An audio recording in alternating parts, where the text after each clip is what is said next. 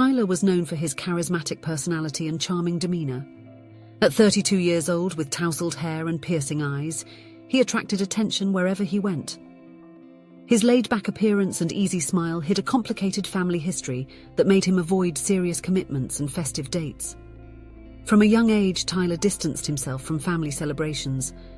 The memories of the tumultuous Christmases of his childhood still haunted him. He preferred to spend the holidays in bars or at parties with friends, seeking superficial fun to fill the emptiness he felt. William had been his best friend and co-worker for years. The two would always go out together on every festive occasion, enjoying the single life without getting attached to anything or anyone. But things were changing. That week, the office was buzzing with the anticipation of Christmas. People were talking about trips, dinners, and family reunions. Tyler, on the other hand, already had something in mind: another night out with William. 2 days before Christmas Eve, he approached his friend with enthusiasm at the end of another workday. "Hey, Will! You won't believe it. I found a new bar that's going to be the hit of Christmas night. Amazing place, live music, and of course lots of beautiful women. We have to go, buddy," Tyler said excitedly, patting his friend on the shoulder. William smiled, but his smile was different this time. There was a hint of embarrassment in his eyes. "Man, it sounds awesome, but... Remember that girl I told you about, Rachel? Things have gotten serious between us." Tyler frowned, still not fully processing. "Serious? Like how serious?" "Like, I'm going to spend Christmas with her family this year. She invited me and I thought it was the right time, you know? You can't say no." Tyler's shock was evident. Will, his loyal partner for so many parties and escapades, was trading all of that for a family Christmas. He tried to hide his disappointment with a nervous laugh. "Oh, I see. So you're going to tie the knot, is that it?" he teased, half joking, half resentful. William laughed, trying to ease the situation. "It's not like that, man. But life changes, you know. Maybe one day you'll understand." Still incredulous, Tyler shrugged and pretended not to care. After saying goodbye, he tried to repeat the invitation to other friends, sending messages and even stopping by some desks at the office. However, the response was always the same. Everyone already had commitments, dinners with family, romantic dates, or planned trips. For the first time, Tyler realized that while he remained stagnant in his lifestyle, the people around him were moving on. What once seemed like a fun and free choice was now beginning to weigh as inevitable loneliness. On the last workday before the holiday, the office was filled with a festive atmosphere. Twinkling lights shone around the windows, and a subtle aroma of gingerbread cookies brought in by a colleague mingled with the usual smell of coffee. Laughter echoed down the hallways, accompanied by the muffled sound of Christmas songs someone insisted on playing on the break room radio. Tyler's colleagues were excited, exchanging cards and warm hugs as they gathered their things to start their celebrations. Some carried packages wrapped in vibrant paper, gifts for secret friends or family. In contrast, Tyler remained at his desk, his gaze lost on the computer screen, absent-mindedly fiddling with a pen. He pretended to be busy, even though there were no more pending tasks to resolve. The truth was, he was in no hurry to leave. He had no parties to attend, nor anyone waiting for him. Your phone rang, interrupting the hum of your thoughts. Seeing your mother's name on the screen, you sighed. It wasn't the first time that week she had called. He knew what was coming. "Hello, Mom," he answered, trying to sound more cheerful than he felt. "Tyler, dear, I know you're busy, but I hope you're still considering my offer. The dinner will be wonderful, and everyone would love to see you. It's been so long," she insisted, her voice laden with expectation. Tyler squeezed his eyes shut, a pang of guilt mixing with discomfort. He didn't want to disappoint her, but the idea of facing painful memories and the complicated family dynamics held him back. "Thanks for the invitation, Mum, but I already have plans. It's going to be exciting," he lied, trying to sound convincing. On the other end of the line, there was a brief but significant pause. "All right, dear. I just want you to know there's always a place for you at the table," she replied with a tenderness that only intensified the emptiness inside him. When he hung up the phone, Tyler looked up and noticed that the office was almost empty, except for him and Alice, who was still silently working at her desk in the finance department. Alice was a discreet figure, almost invisible in the hectic day-to-day of the office. Her long brown hair was, as usual, pulled back in a simple bun, with a few strands gently escaping to frame her face. The thin framed glasses rested on her delicate nose, and her sober clothing, usually in neutral shades and classic cuts, reinforced the impression of a practical and reserved person.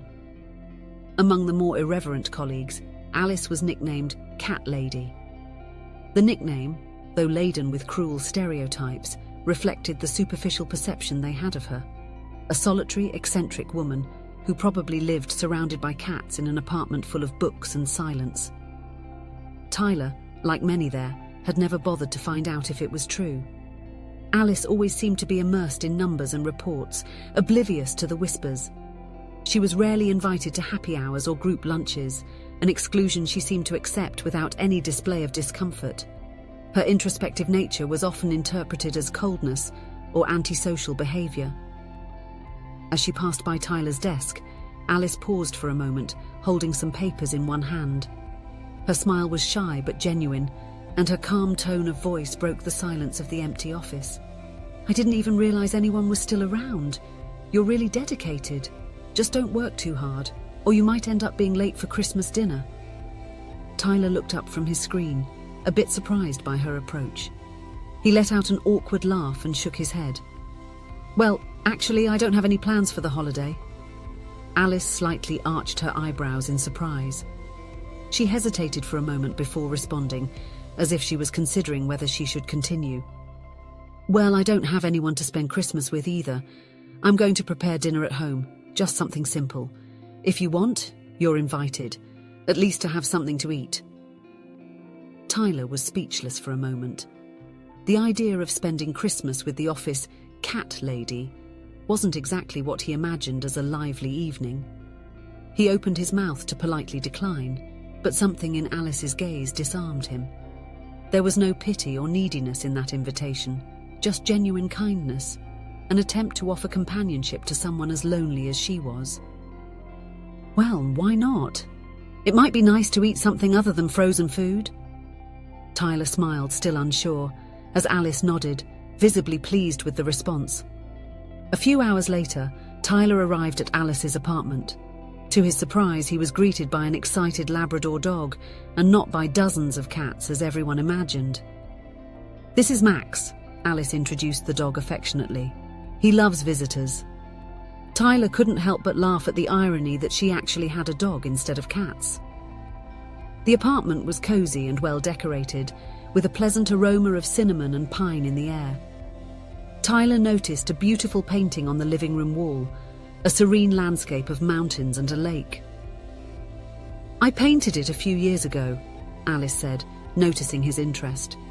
"It's really beautiful," praised Tyler, admiring the details. Alice invited him to help himself at the small bar in the room while she finished dinner. Tyler chose a red wine and settled on the soft sofa, feeling strangely at ease. "I don't know what the tradition is in your family. Do you wait until midnight to eat?" asked Alice from the kitchen. "My family didn't have any specific tradition. We can eat right now if that's okay with you," replied Tyler. They sat at the table, which Alice had meticulously set. There was roasted turkey, potatoes, vegetables, and a pie that exuded a delicious aroma. Tyler was surprised by the care she took in preparing everything. During dinner, as the scent of roasted turkey and spices wafted through the air, Alice looked at Tyler with curiosity and kindness. Her voice was calm. "Tyler, may I ask you something? You don't have to answer if you don't want to, but why are you alone on Christmas?" He hesitated, his eyes fixed on the wine glass in front of him, swirling it between his fingers. The atmosphere was cozy, almost magical, and there was something about Alice's welcoming gaze that disarmed his usual defenses. "My family is complicated," he began, his voice low and measured, as if he were unearthing memories he preferred to forget. When I was a child, my parents lived on a roller coaster of fights and reconciliations. Every holiday, especially Christmas, ended up being a battlefield.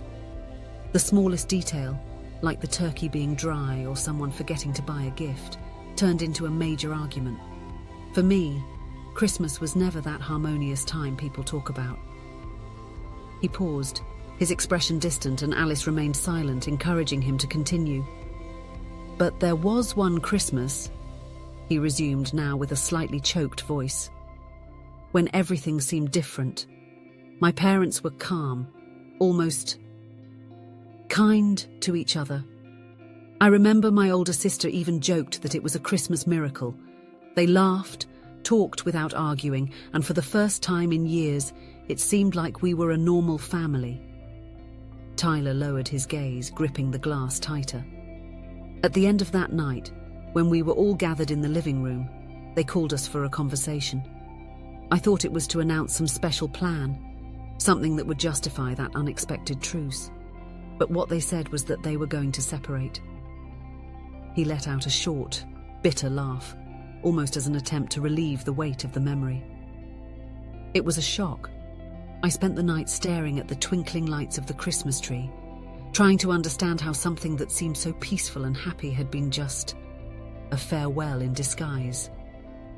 After years apart, my parents ended up getting back together. It seemed like they had found a balance, but the feeling of instability never went away. Since then, they always invite me to spend the holidays with them. But deep down, I think I have fear. What if, in the middle of an apparently calm dinner, they start arguing again?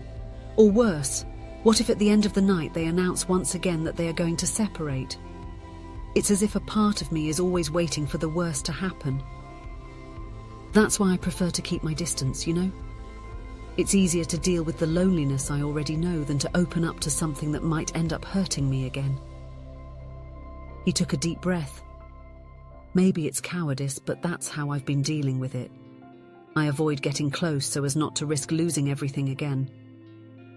Alice listened attentively, her gaze filled with empathy as Tyler shared his story. When he finished, a brief silence settled in. Tyler felt the weight of the honesty he had just shared, but in a mix of curiosity and vulnerability, he asked hesitantly, "And you, Alice? Why didn't you have any plans for Christmas?" Alice gently set down her fork, as if the gesture helped her gather the words she needed to say. Her brown eyes softened, but there was a shadow there, the mark of an old and deep pain. "Well, my parents have already passed away. They were both wonderful people, but they left too soon. And to be honest, my marriage, it didn't survive the death of our 3-year-old son." The impact of her words was immediate. Tyler, completely caught off guard, almost choked on his food. He dropped his fork onto the plate, the sound echoing in the silent room.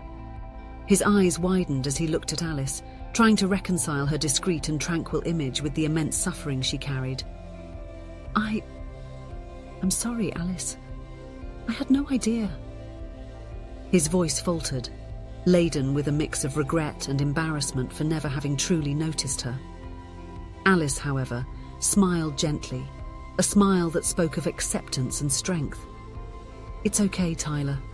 Thank you. It's been a few years. I still miss him every day, of course. The longing never completely disappears. But the most intense pain has passed." She took a deep breath, her eyes briefly wandering to the painting on the wall. "Unfortunately, grief was something my ex-husband and I couldn't face together. We lost our son, and over time, we lost each other too." Tyler shifted uncomfortably in the chair, feeling as if his own fears and traumas, which he always considered so big, diminished in the face of Alice's deep pain. "You are very strong, Alice," murmured Tyler, feeling disarmed by her calmness and honesty. Alice looked up and shrugged slightly, the smile on her lips now softer. "Strength isn't always a choice. Sometimes it's just the only option we have." "Can I give you some advice, Tyler?" Alice asked gently. Don't let the fear of the future steal the moments you can enjoy in the present with your family. Living stuck in the past robs us of precious time. Alice's words touched Tyler deeply. The rest of the dinner proceeded in a light and fun manner. They discovered they had a lot in common, from musical tastes to favourite movies. Tyler was surprised to realise how time flew by in her company. Around midnight, Tyler remarked, "Alice, I had a great time tonight. I never imagined you had so many funny stories." Alice laughed. Who would have thought that the cat lady was a lead singer in a rock band in college, right? Tyler blushed, embarrassed that she knew about the nickname. But Alice didn't seem offended, just amused by the situation. Suddenly, Tyler had an idea. "Alice, you were right about not wasting time on past fears. Would you accompany me to my parents' house? They don't live far from here. Maybe we can still catch dessert." Alice agreed, happy to help Tyler reconnect with his family. Arriving at Tyler's parents' house, they were greeted with surprise and joy. Tyler's mother, a grey-haired lady with a warm smile, couldn't hide her emotion at seeing her son.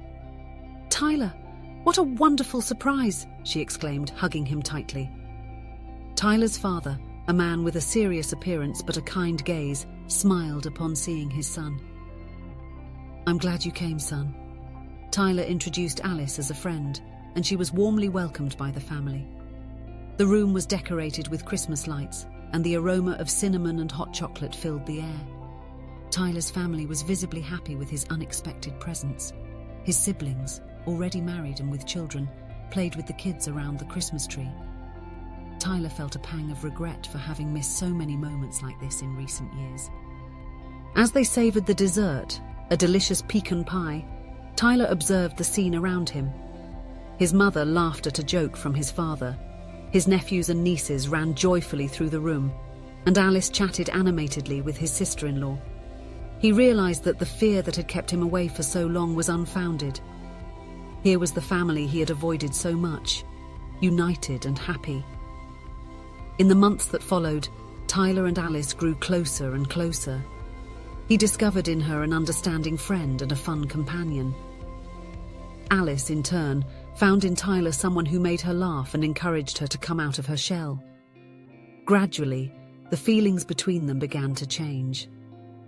Tyler, who had always avoided serious relationships, found himself completely in love with the woman who was once labelled as the weird one in the office.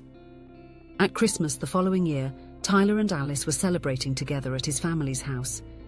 The atmosphere was festive, filled with laughter and lively conversations. Tyler watched Alice interacting with his family, feeling a happiness he hadn't experienced in a long time. In a moment of calm, Tyler asked for everyone's attention. With his heart racing, he knelt before Alice, taking a small box out of his pocket. "Alice, you taught me that the past does not need to define our future. With you, I learned to value each moment and to open my heart again. You make me want to be a better person every day. Will you marry me?" With tears in her eyes, Alice gave an emotional yes. Tyler's family applauded and celebrated, moved by the moment. As he embraced Alice, Tyler whispered, "Christmas is now not a date to remember with fear of the past, but with hope for the future." They kissed, sealing not only their love but also the promise of a future full of joy. Tyler finally understood that the true Christmas spirit was not in the decorations or presents, but in the ability to forgive, start anew, and love.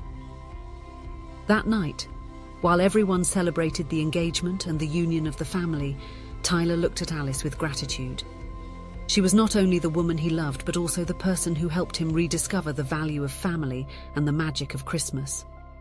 And so, what began as an unexpected meeting between two lonely hearts turned into a beautiful story of love, healing, and rebirth. Tyler and Alice proved that sometimes the best Christmas gifts don't come wrapped, but in the form of second chances and new beginnings. If you enjoyed the story, please leave a comment with a rating from 1 to 5 to show how much you liked it. Also, watch the video that is now appearing on your screen. See you soon.